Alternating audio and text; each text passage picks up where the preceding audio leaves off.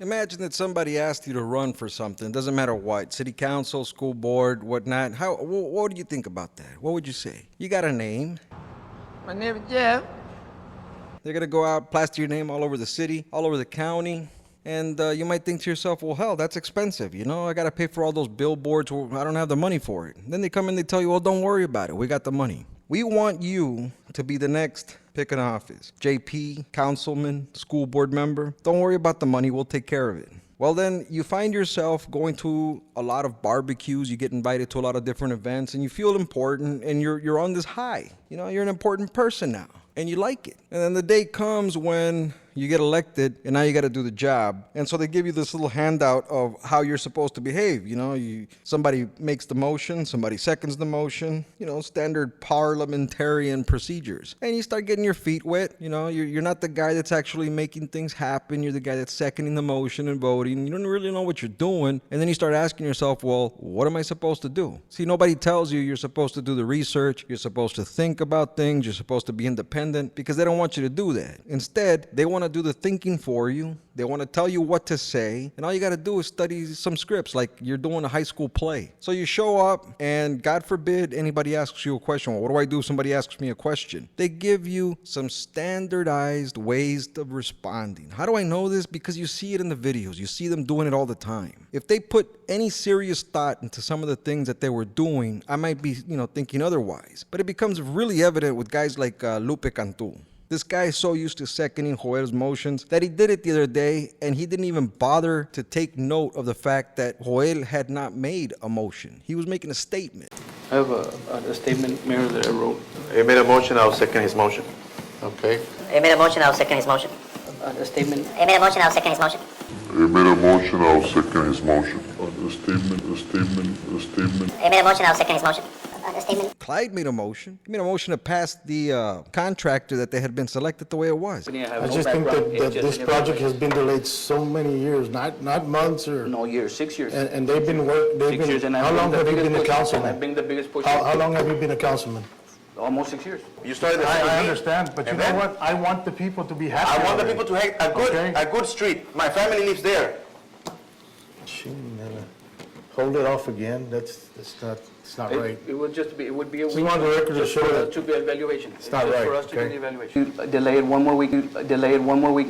Delay it one more week. Well, we had a motion from Councilman Guerra to approve as presented, Then I'll second it. and we have second by Councilman Guerra. All those in favor?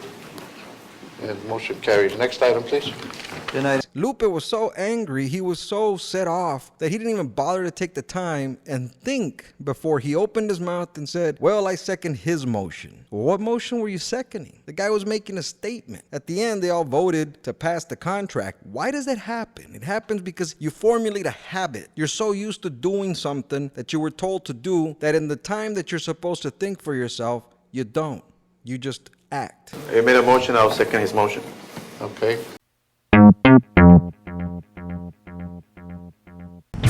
My mama noticed funny things I did, like shooting puppies with a BB gun. I'd poison guppies, and when I was done, I'd find a pussycat and bash its head. That's when my mama said, what did she say?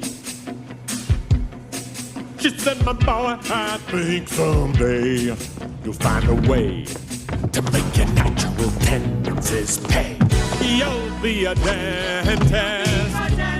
You have a talent for causing things. Hey, son, be a dentist. People will pay you to be inhumane. Your temperament's wrong for the priesthood, and teaching would suit you still less. Son, be a dentist. You'll be a success.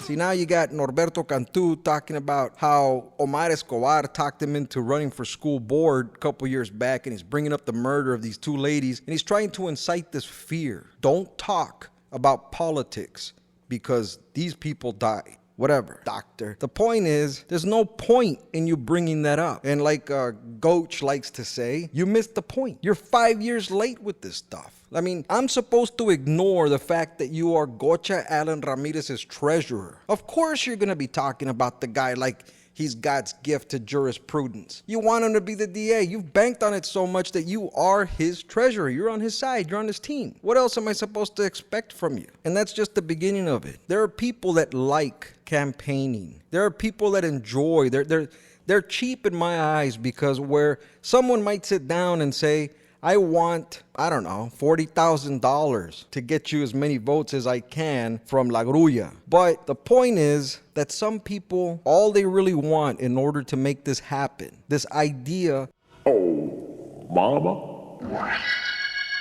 that you could place someone in a position and get them to say what you need them to say so you could do what you want to do, even though they're ignorant of what exactly it is that they're doing, to the point where they just second a motion that doesn't even exist. You have guys that are so cheap that all it takes is a few barbecues and going around feeling important. See, a guy like Ramiro Guillen,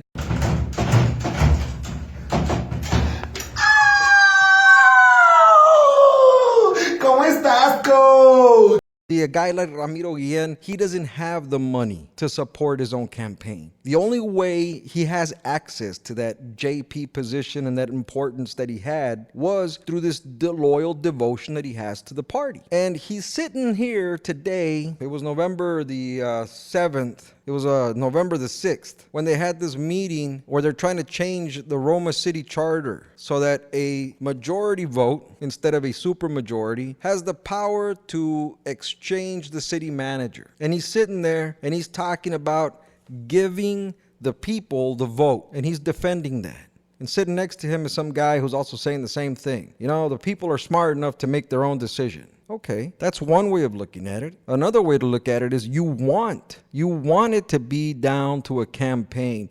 You don't want it to be a part of rational thought. You don't really want to have it in place for what it is. You want to take it to the vote because you like the campaign. You call it out. You say, let's campaign about it. Let's spend money on this idea. And the idea is simple. The idea is, should the commissioners have the ability or the power to swap out a city manager after every election if they wanted to? Think about that. What long-term plan is going to exist? If I wanted to sabotage Roma and make sure that it never grew or it never got to a point where it was doing more than it is today, then that's my plan right there. Just give the idiots the power to swap out a city manager and appoint the next schmuck that wants to sit in that chair, because you don't even have to worry about it. He's going to do exactly what Fernando Peña tells him to do. I mean, let's not kid ourselves. This has been one campaign where the most revelations have come out of, because they're not even trying to hide it anymore. To pass a law like that within this 2-year period, can you tell me a reason why? What I'm trying to... well, I think that's a question for our attorney. Well, there is a provision, he's correct, there is a provision under the Texas Local Government Code, I believe it is, that does say there's a maximum. You cannot present an amendment of the charter within 2 years. So it's got to be more than 2 years. So, but that provision, I don't know how long it's been there, but I know that it has at least been there, since maybe 2015, somewhere around there. I know. Well, no, I'm saying that I don't know how long it's been there, but I know that it's at least been there since then. And was the premise of that, Chris, would you agree, to remove political biases or political pressures? I mean, it could have been. I just don't know what the intent of that change in the legislature, but I anticipate that it might have been, Well, to me, it's clear that it was. So we fast forward to Roma, and we get new elected officials who have a political bias, who want political pressures put in place. So 3 years later, they come back and say, well, I don't like the city charter. It doesn't benefit me. It doesn't benefit what I want to do, so I want it changed. So if that's not the definition able of political bias, political pressure, then I don't know what is the definition. It's clear to me. And the community should know why we're here to begin with. And that's the whole premise of being here. Okay, this is what I'm going to say, and political factions come and go and what have you. We have I'm going to compare the city of Roma to the school district. We have a simple majority in our school district. Political factions come and go. Do they change the superintendent every time they go in there? They don't.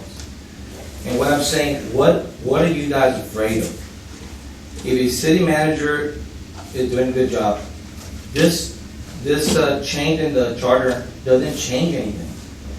If the city manager is doing a good job, nothing's gonna happen. But we have to do, I think, we have to put it out there for the voters. And there's nothing more democratic than that. You put it out there and you want to campaign against it, by all means, you can do it. You know, there was a big election in Hidalgo County about the hospital board. A lot of people were against it, a lot of people were for it, and it was a very heated debate. But at the end of the day, the people choose. So let me finish.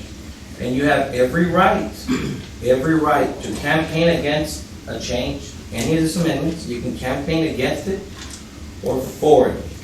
But at the end of the day, the people are the ones that vote, and there is nothing more democratic than that. At the same time, that's great that you said that, there's nothing more democratic, but if you're gonna run for an office, you be very clear, and you be clear to the people why you're running. And if this is something that you wanted to do, let's see if you're gonna get elected, but make it clear to the people of Roma that these were your intentions. Don't come in after the fact and say, now I wanna do this, because that's not, maybe they wouldn't have voted for you if you had those Well, I'm not intentions. the city council. No, I'm just Okay. telling you. All right, and you sat on the charter committee before. Yes, I was on And the last one. changes have been made. I was on the last Changes one. have been made. And after, it should have not, Were we changes should made? not have been Were changes made to meeting the after charter? 8 years. Exactly, well, were changes made to the charter when you were in a charter committee? Yes. Okay? Did anybody come and say that it was political and No. was yelling at your face and No. saying, we knew what your intentions were No, from the because very we beginning? were not doing anything as Because- drastic as. Because what at the end of the it was. day, the people are the ones that decide. Yes, now if you want a supermajority, then the next election, you get a supermajority to take wherever you want out. But why do you have to change it so that you get a simple majority now? Let the people decide. Exactly. But you run and you tell them, look, I'm running because we don't like where the city is going. We have a commissioner, we have a person in charge that we don't really think that he's doing a good job. And when I get in there, I'm going to take him out, or we're gonna do our best to take him out. Well, you don't think that the people and the voters are capable of saying, well, I'm gonna vote against this amendment or for this amendment because I feel that the present commission will abuse of it or not abuse of it? I think they're smart enough to make their own decision. You've got Norberto Cantu, the treasurer, talking about Gocha because he wants Gocha to become the DA. You got Abel every day spewing out stuff about how much he hates Omar. Okay, let's stop and think about this for a second. Maybe he does hate Omar that much. But up to today, I didn't really look at him like anything other than someone who had some serious devoted support for Gocha. Deep down inside, the man felt that Gocha was the best candidate until I noticed that he was the person posting for the website Gocha for DA. And it took me a while to kind of like let that sink in. And what came out from my brain at the other end is this perverse notion that this man is out there sitting at the very middle of this table talking people into changing the city charter. And all the while, I'm thinking he's just some normal lawyer trying to do some normal thing. He is one of the guys that is most vested in getting Gocha to win. He is behind the campaign online wheel. He is posting stuff for Gocha. There's no doubt in my mind at this point that he's written some of the stuff that's coming out of Gocha's mind. There seems to be this underlying theme, and now it smells like Abel Villarreal. But when you stop and think about the implications of that, and you start thinking, okay, well, you got Norberto online, okay, that's a Gocha and Omar thing. But you got Ramiro Guillen calling out for democracy and votes.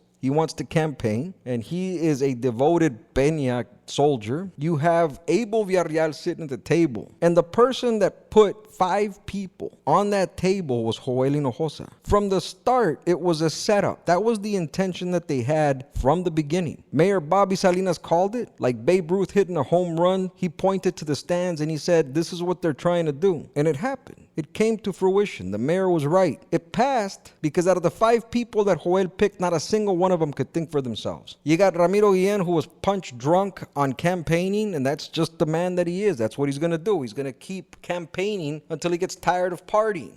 He doesn't care what happens. I'm supposed to just leave everything up to the vote, the mob rules. What happened to checks and balances? You want to talk about democracy? We live in a republic. Ramiro, I'll call you judge when I respect you again. There's a reason why everything is set up the way it is. And the reason that it's set up the way it is because you guys right now are so politically polarized that it's disgusting. You don't even care to hide it. I mean, what happened to the days when people that could actually speak in complete sentences were elected? Am I asking for too much? I'm sitting here thinking to myself, how do I not insult these guys? And I find it very difficult half the time to hold back on some of the thoughts that I got in my head. Why? Because you guys are doing it. Lupe Cantu, I second the motion. To what, Lupe?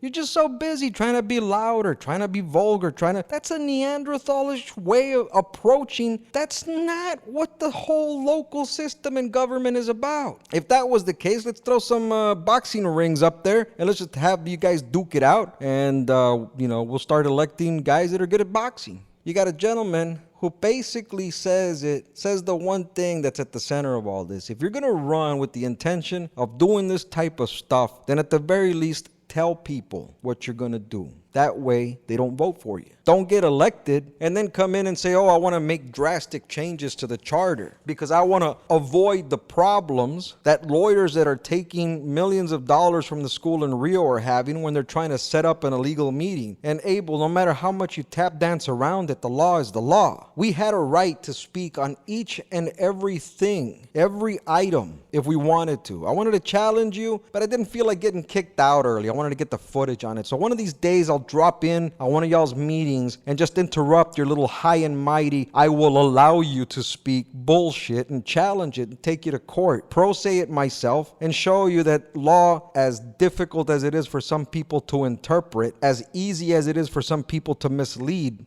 at the end of the day, can be interpreted in a manner that is simple and understood outside of your little circle of corruption. Well, you don't think that the people and the voters are capable of saying, well, I'm going to vote against this amendment or for this amendment because I feel that the present commission will abuse of it or not abuse of it? I think they're smart enough to make their own decision. I think we're in democracy. I'm sorry, no. I want to open the floodgates here. I'm sorry, no. You cannot comment. I'm sorry, no. You cannot comment. Orale, vato. I'm trying to see that product.